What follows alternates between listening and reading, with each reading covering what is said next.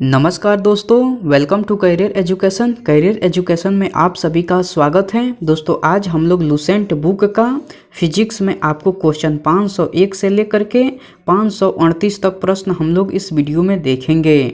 बिल्कुल दोस्तों, आप सही सुने, लुसेंट बुक का फिजिक्स में आपको क्वेश्चन 501 से लेकर के 538 तक प्रश्न हम लोग इस वीडियो में देखेंगे। दोस्तों आप कोई भी एग्जाम्स की तैयारी कर रहे हों, उस एग्जाम्स में आपको इस वीडियो से सवाल देखने को मिलेगा, तो आप एक एक सवाल का इम्पोर्टेंस समझिए और अच्छे से तैयारी कीजिए। दोस्तों इससे पहले आपको 11 वीडियो करा दिया गया है, तो अगर अभी तक आप उस वीडियो को नहीं देखे हैं तो प्लीज़ जाकर वो भी वीडियो देख लीजिए। ओके चलिए, नेक्स्ट क्वेश्चन आपको 501 नंबर कह रहा है कि प्रकाश का तरंग सिद्धांत किसने दिया। प्रकाश के तरंग सिद्धांत किसने दिया दोस्तों? तो डच भौतिकविद हाइगेंस ने दिया। कब दिया? तो सन 1678 ईस्वी में। ओके चलिए, नेक्स्ट क्वेश्चन 502 नंबर कह रहा है कि किसने यह सिद्ध किया कि प्रकाश की चाल जल की अपेक्षा वायु में अधिक होती है। तो फूको ने सिद्ध किया। किसने सिद्ध किया दोस्तों? तो फूको ने। कब किया? तो 1850 ईस्वी में। ओके चलिए, नेक्स्ट क्वेश्चन 503 नंबर कह रहा है कि विद्युत चुंबकीय सिद्धांत किसने दिया। विद्युत चुंबकीय सिद्धांत किसने दिया दोस्तों? तो जेम्स क्लार्क मैक्सवेल ने दिया। विद्युत चुंबकीय सिद्धांत किसने दिया? तो जेम्स क्लार्क मैक्सवेल ने। ओके चलिए, नेक्स्ट क्वेश्चन देख लेते हैं। नेक्स्ट क्वेश्चन 504 नंबर कह रहा है कि प्रकाश का कौन सा गुण यह सिद्ध करता है कि प्रकाश अनुप्रस्थ होती है। तो आपको ध्रुवण सिद्ध करता है। कौन सा गुण सिद्ध करता है दोस्तों? तो ध्रुवण सिद्ध करता है। ओके चलिए, नेक्स्ट क्वेश्चन देख लेते हैं। दोस्तों अगर आपको इसका पीडीएफ चाहिए तो मैं टेलीग्राम का लिंक डिस्क्रिप्शन बॉक्स में दे दूंगा, वहां से आपको इसका पीडीएफ मिल जाएगा। ओके चलिए, नेक्स्ट क्वेश्चन 505 नंबर कह रहा है कि प्रकाश का विद्युत चुंबकीय सिद्धांत प्रकाश के कौन कौन से गुण की व्याख्या करता है। प्रकाश का विद्युत चुंबकीय सिद्धांत प्रकाश के कौन कौन से गुण की व्याख्या करता है। तो परावर्तन की व्याख्या करता है, अपवर्तन की व्याख्या करता है, सीधी रेखा में गमन की व्याख्या करता है, विवर्तन की व्याख्या करता है, व्यतिकरण की व्याख्या करता है तथा ध्रुवण की व्याख्या करता है। ये सभी की व्याख्या करता है। ओके चलिए, नेक्स्ट क्वेश्चन 506 नंबर कह रहा है कि प्रकाश का कौन सा गुण विद्युत चुंबकीय सिद्धांत सिद्ध नहीं कर पाता है। प्रकाश का कौन सा गुण विद्युत चुंबकीय सिद्धांत सिद्ध नहीं कर पाता है। तो प्रकाश विद्युत प्रभाव एवं क्रमपटन सिद्धांत सिद्ध नहीं कर पाता है। कौन सिद्ध नहीं कर पाता है दोस्तों? तो प्रकाश विद्युत प्रभाव एवं क्रमपटन सिद्धांत सिद्ध नहीं कर पाता है। ओके चलिए, नेक्स्ट क्वेश्चन देख लेते हैं। नेक्स्ट क्वेश्चन 507 नंबर कह रहा है कि प्रकाश की चाल किस पर निर्भर करता है। प्रकाश की चाल किस पर निर्भर करता है? तो माध्यम का अपवर्तनांक पर। प्रकाश की चाल जो है वो आपको माध्यम का अपवर्तनांक पर निर्भर करता है। ओके चलिए, नेक्स्ट क्वेश्चन देख लेते हैं। नेक्स्ट क्वेश्चन 508 नंबर कह रहा है कि माध्यम का अपवर्तनांक जितना अधिक होगा प्रकाश की चाल उसमें उतनी कम होगी। माध्यम का अपवर्तनांक जितना अधिक होगा प्रकाश की चाल उसमें उतनी कम होगी। कितनी होगी दोस्तों? तो आपको कम होगी। ओके चलिए, नेक्स्ट क्वेश्चन 509 नंबर कह रहा है कि आइंस्टीन द्वारा प्रतिपादित प्रकाश के फोटॉन सिद्धांत द्वारा प्रकाश के किस गुण की व्याख्या होती है। तो प्रकाश विद्युत प्रभाव एवं क्रमपटन सिद्धांत की व्याख्या होती है। किसकी व्याख्या होती है दोस्तों? तो प्रकाश विद्युत प्रभाव एवं क्रमपटन सिद्धांत की व्याख्या होती है। ओके चलिए, नेक्स्ट क्वेश्चन 510 नंबर कह रहा है कि सूर्य, विद्युत बल्ब, कैंडल, जुगनू कैसी वस्तुएं हैं। तो प्रदीप्त वस्तुएं हैं। कैसी वस्तुएं हैं दोस्तों? तो आपको प्रदीप्त वस्तुएं हैं, यानी कि लुमिनस बॉडीज हैं। ओके चलिए, नेक्स्ट क्वेश्चन 511 नंबर कह रहा है कि मेज, कुर्सी, किताब इत्यादि कैसी वस्तु के उदाहरण हैं।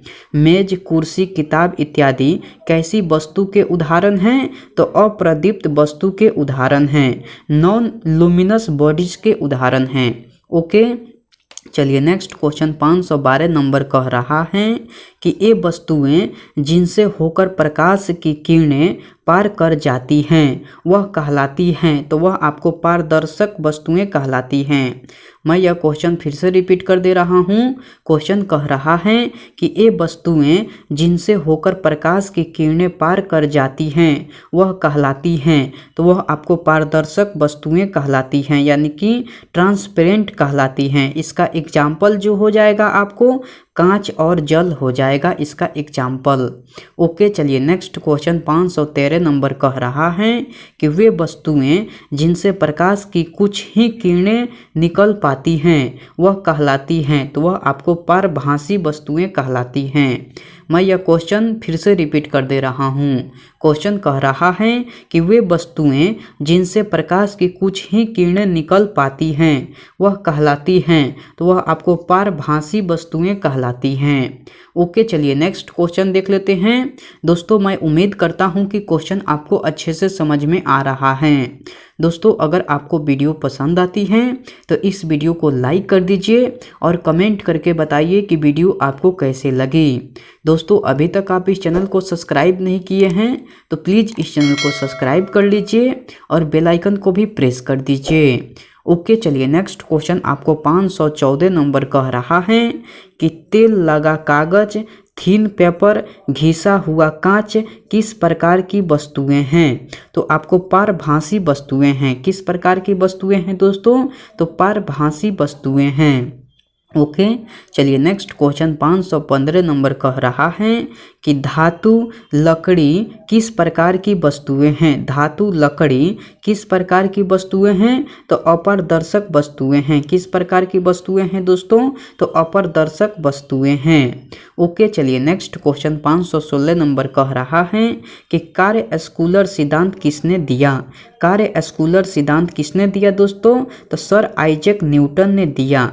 कार्य-स्कूलर सिद्धांत किसने दिया? तो सर आइजैक न्यूटन ने दिया। कब दिया? तो सन 1666 ईस्वी में दिया। ओके, चलिए नेक्स्ट क्वेश्चन कह रहा है कि प्रकाश के व्यतिकरण का सिद्धांत किसने दिया? प्रकाश के व्यतिकरण का सिद्धांत किसने दिया दोस्तों? तो थॉमस टांग ने दिया। किसने दिया दोस्तों? तो आपको थॉमस टांग ने। कब दिया? तो सन 1800 ईस्वी में दिया। ओके, चलिए नेक्स्ट क्वेश्चन देख लेते हैं। नेक्स्ट क्वेश्चन आपको 518 नंबर कह रहा है कि प्रकाश को अवरोध के किनारों पर थोड़ा मुड़कर उसकी छाया में प्रवेश करने की घटना को कहते हैं तो विवर्तन कहते हैं। इस घटना को क्या कहते हैं दोस्तों? तो आपको विवर्तन कहते हैं, यानी कि डिफ्रैक्शन कहते हैं। मैं यह क्वेश्चन फिर से रिपीट कर दे रहा हूँ। क्वेश्चन कह रहा है कि प्रकाश को अवरोध के किनारे पर थोड़ा मुड़कर उसकी छाया में प्रवेश करने की घटना को कहते हैं तो विवर्तन कहते हैं, यानी कि डिफ्रैक्शन कहते हैं। ओके, चलिए नेक्स्ट क्वेश्चन देख लेते हैं। नेक्स्ट क्वेश्चन 519 नंबर कह रहा है कि किस रंग का प्रकीर्णन सबसे अधिक होता है? किस रंग का प्रकीर्णन सबसे अधिक होता है? तो बैगनी रंग का प्रकीर्णन जो है वो आपको सबसे अधिक होता है। ओके, चलिए नेक्स्ट क्वेश्चन कह रहा है कि किस रंग का प्रकीर्णन सबसे कम होता है? किस रंग का प्रकीर्णन सबसे कम होता है? तो लाल रंग का प्रकीर्णन जो है वो आपको सबसे कम होता है।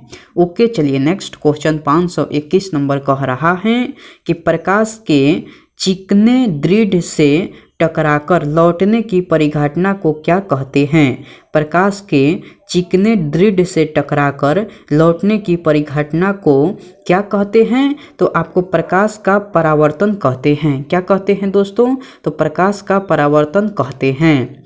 ओके, चलिए नेक्स्ट क्वेश्चन 522 नंबर कह रहा है कि परावर्तन के दो नियम हैं। वो कौन कौन नियम हैं? परावर्तन के दो नियम हैं। एक नंबर नियम है कि आपतन कोण परावर्तन कोण के बराबर होता है और दूसरा नियम है कि आपतित किरण, परावर्तित किरण तथा अभिलंब तीनों एक ही तल में होते हैं। यही परावर्तन के दो नियम हैं। ओके, चलिए नेक्स्ट क्वेश्चन 523 नंबर कह रहा है कि जब पृथ्वी और सूर्य के बीच चंद्रमा आ जाती हैं तो कौन सा ग्रहण लगता है? जब पृथ्वी और सूर्य के बीच चंद्रमा आ जाती हैं तो कौन सा ग्रहण लगता है? तो आपको सूर्य ग्रहण लगता है। कौन सा ग्रहण लगता है दोस्तों? तो आपको सूर्य ग्रहण लगता है। ओके, चलिए नेक्स्ट क्वेश्चन देख लेते हैं। नेक्स्ट क्वेश्चन 524 नंबर कह रहा है कि जब चंद्रमा और सूर्य के बीच पृथ्वी आ जाती है तो कौन सा ग्रहण लगता है? तो आपको चंद्र ग्रहण लगता है। जब चंद्रमा और सूर्य के बीच में आपको पृथ्वी आ जाती है तो कौन सा ग्रहण लगता है? तो आपको चंद्र ग्रहण लगता है। ओके, चलिए नेक्स्ट क्वेश्चन कह रहा है कि समतल दर्पण में प्रतिबिंब कैसा बनता है? समतल दर्पण में प्रतिबिंब कैसा बनता है? तो दर्पण के पीछे आभासी एवं वस्तु के बराबर एवं पार्श्व उल्टा बनता है। मैं यह क्वेश्चन फिर से रिपीट कर दे रहा हूँ।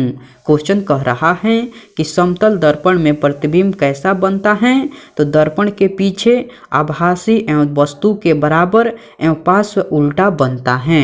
ओके, चलिए नेक्स्ट क्वेश्चन कह रहा है कि समतल दर्पण में वस्तु का पूर्ण प्रतिबिंब देखने के लिए कम से कम कितनी लंबाई की दर्पण होनी चाहिए?